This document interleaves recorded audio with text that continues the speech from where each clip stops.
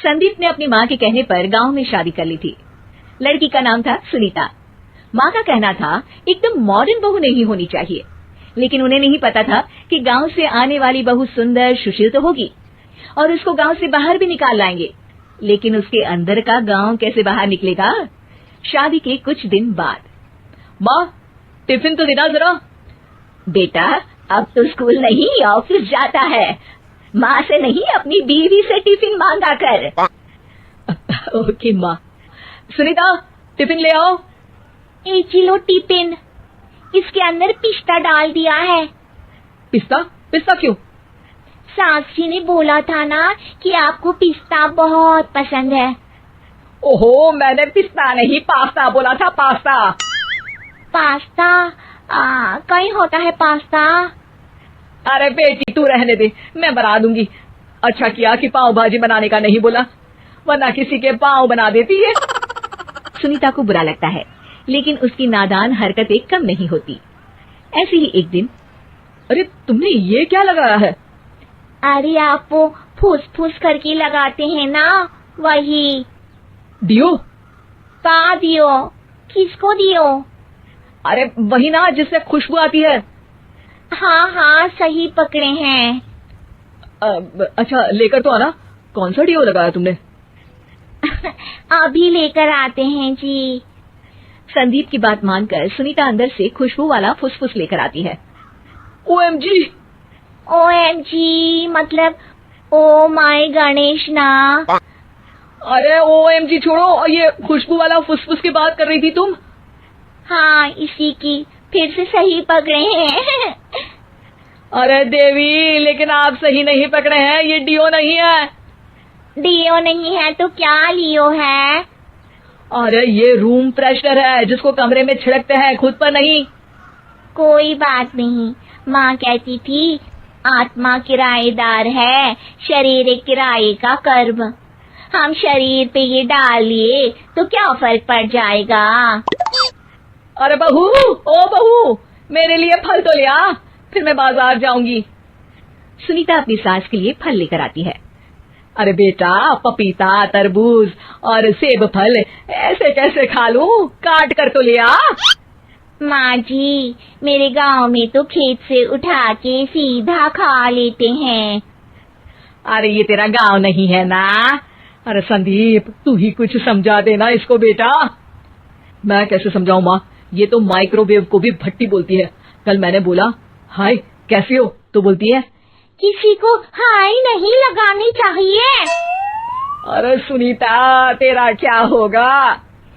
अभी तो कैसे बताऊं माँ जी, अभी हम कुछ करेंगे फिर पता चलेगा क्या होगा, लड़का या लड़की। हे भगवान, कहाँ से आ गई है? रामपुर से जी, आप ही तो लेकर आए थे मुझे। अरे मुझे माफ कर दो। पहले कोई गलती तो करिए जी, आपकी तो सारी गलती माफ कर देंगे हम। हाँ अरे बहू, मेरी बात सुन, फल यानी कि फ्रूट जब भी लाए ना तो काट कर लाना, ठीक है? जी ठीक है माँ जी, फल यानी फ्रूट यानी काट के लाऊंगी। सुनीता रोज ही कोई ऐसी हरकत कर देती जिसकी वजह से उसे घर में 2 बातें सुननी पड़ती। एक दिन, माँ मेरे बॉस घर पर आने वाले हैं शाम को, उनका बर्थडे है, फैमिली साथ नहीं रहती उनके, तो यही पार्टी कर लेंगे। उनको अच्छा लगा तो शायद मेरा प्रमोशन भी हो जाएगा। मैं ना फ्रूट केक लाकर फ्रिज में रख दूंगी और तेरे साथ आज खाना मैं बनाऊंगी, ताकि जब साहब आए तो खाने में कोई गड़बड़ ना हो। शाम को जब सारी तैयारियां हो जाती है, संदीप के साथ बड़े साहब भी घर आते हैं। आप फ्रूट केक तो ले आना बहू, फिर खाना खाएंगे। और इस सब की क्या जरूरत थी, आपने बुलाया वही काफी है। सर आपका परिवार शहर में नहीं है तो हम ही आपके परिवार जैसे हैं सर।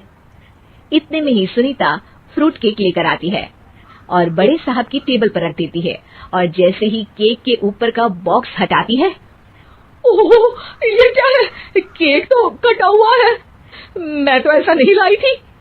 आप मुझे शाबाशी दे सकती है माँ जी, मैंने ही केक काट दिया। आपने कहा था ना फल यानी फ्रूट यानी हमेशा काट के लाना। तो फ्रूट केक भी तो फ्रूट ही है ना, तो मैंने पहले ही काट लिया। हूं ना मैं समझदार। अरे बहू, ये क्या किया? केक हमेशा वही काटता है जिसका जन्मदिन होता है।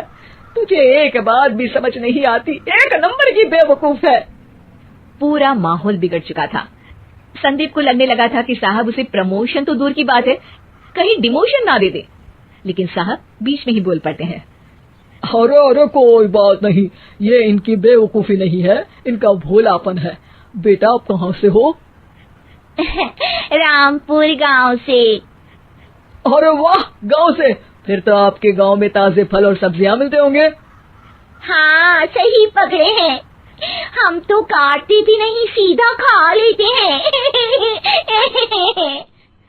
मैं ना एक बार तुम्हारे गांव घूमने जरूर चलूंगा। क्यों संदीप, ले चलोगे ना? मुझे गांव घूमना बहुत पसंद है। बस फिर क्या था, संदीप और सास दोनों खुश हो गए, क्योंकि साहब को सुनीता ने गांव की बात करके खुश कर दिया था। अब संदीप का प्रमोशन पक्का था। शिक्षा, कभी भी किसी भी गलती पर घबराना नहीं चाहिए। हो सकता है कि उस गलती की वजह से आगे